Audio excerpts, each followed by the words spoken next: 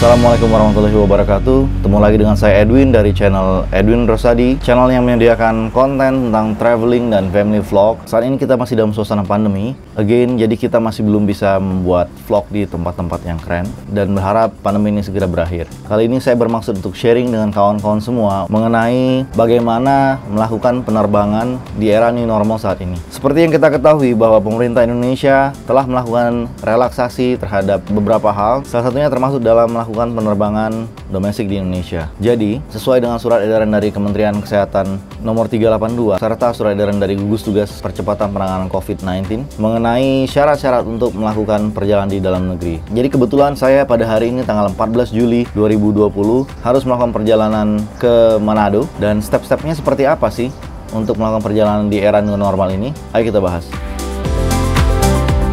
Pertama-tama, yang perlu kita lakukan adalah melakukan rapid test untuk COVID-19. Rapid test ini bisa dilakukan di rumah sakit yang menyediakan jasa layanan pemeriksaan rapid test. Terutama saat ini banyak sekali jasa yang menyediakan fasilitas rapid test untuk drive-thru. Jadi Anda tidak perlu repot harus turun dari mobil dan mendaftar serta menunggu di dalam rumah sakit, karena sebisa mungkin kita juga menghindari exposure di rumah sakit untuk mencegah penularan COVID-19. Jadi sebelum saya berangkat, saya melakukan rapid test di rumah sakit ke rumah saya dengan fasilitas drive-thru. Di sana Anda akan harus mengisi data-data pribadi. Setelah itu, petugas medis akan mengambil sampel darah Anda. Sampel darah ini tidak lagi diambil dari ujung jari ya.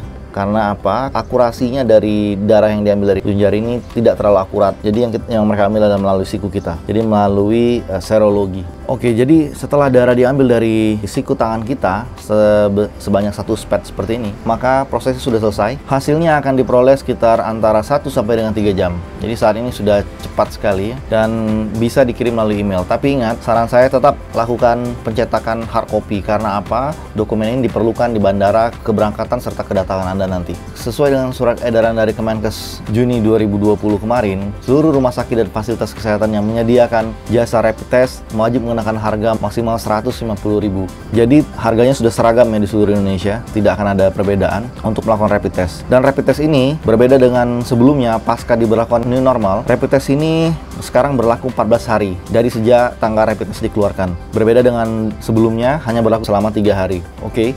Setelah hasil rapid test didapat, maka hasilnya harus menunjukkan non-reaktif seperti ini. Jadi dengan hasil non-reaktif tersebut, Anda berarti sudah bisa memesan tiket atau melakukan perjalanan. Setelah itu seperti biasa, kita menuju ke airport. Saya sampai di Terminal 3 Bandara Soekarno-Hatta, dan ini pun berlaku di seluruh bandara di Indonesia. Di sana Anda akan diarahkan menuju ke area di mana tempat pemeriksaan validasi rapid test. Sampai di sana kita menunjukkan hasil rapid test kita tersebut. Tim medis akan memeriksa nama Anda sesuai dengan KTP serta hasil non-reaktif serta tanggal. Mereka kemudian akan membubuhkan tanda validasi beserta paraf atau tanda tangan, dan kemudian Anda membawa hasil rapid test tersebut yang sudah divalidasi untuk check-in.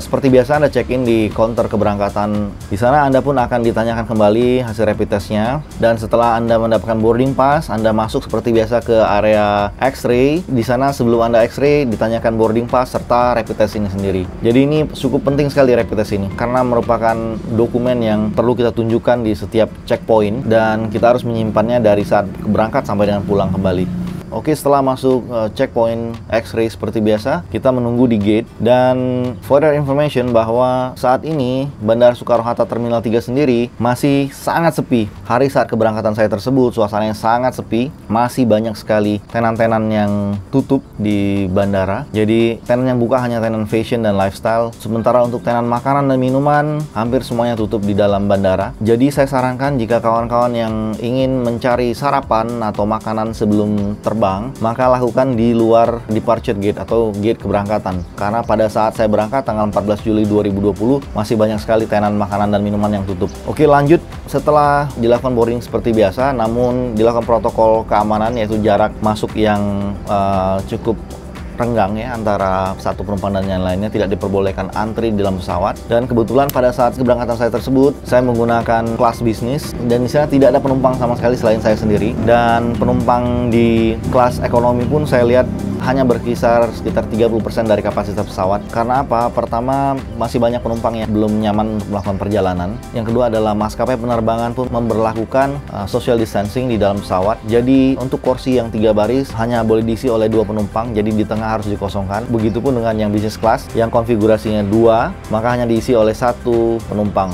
Oh ya, dan kebanyakan airlines juga melakukan efisiensi serta melakukan prosedur keamanan yang mana mereka tidak menyediakan makanan atau alat-alat makanan dengan menggunakan piring dan sendok stainless steel. Namun mereka hanya menyediakan makanan dalam box serta air minum dalam kemasan. Jadi tidak ada lagi minuman yang diedarkan, baik itu di business class ataupun di ekonomi.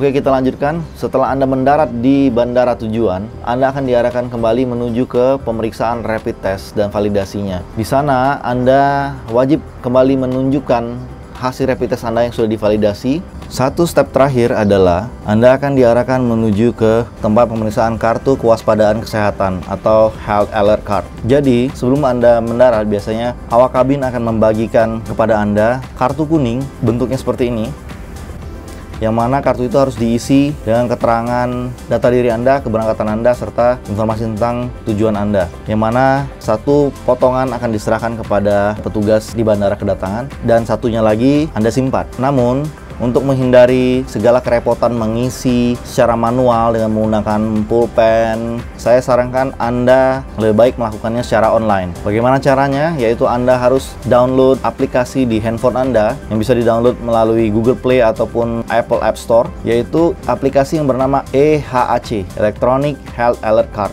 Setelah Anda download, yang Anda lakukan adalah melakukan registrasi dengan memasukkan email dan nomor telepon Anda. Kemudian Anda akan mengisi detail data diri Anda, serta informasi tentang keberangkatan Anda, serta alamat di tujuan Anda. Dan mencantumkan kondisi Anda saat Anda berangkat. Jika Anda tidak merasa ada kondisi yang seperti demam dan lain-lain seperti yang tercantum, maka Anda langsung submit, done. Setelah itu, aplikasinya akan mengenerate suatu QR code yang akan harus Anda scan pada saat Anda tiba di bandara ketibaan. Jadi step terakhir setelah Anda tiba, Anda membuka apps EHAC tadi dan Anda scan di komputer petugas medis di bandara kedatangan. Jadi gampang sekali. Tujuannya apa? Adalah pengendalian dari pemerintah yang mana ini mencatat riwayat perjalanan Anda.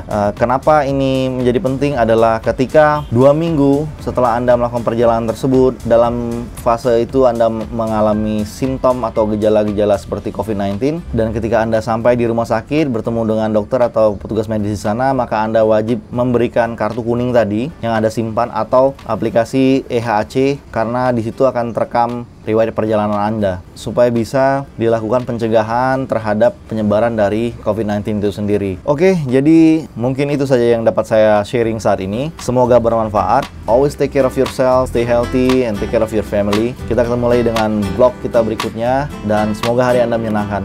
Bye-bye.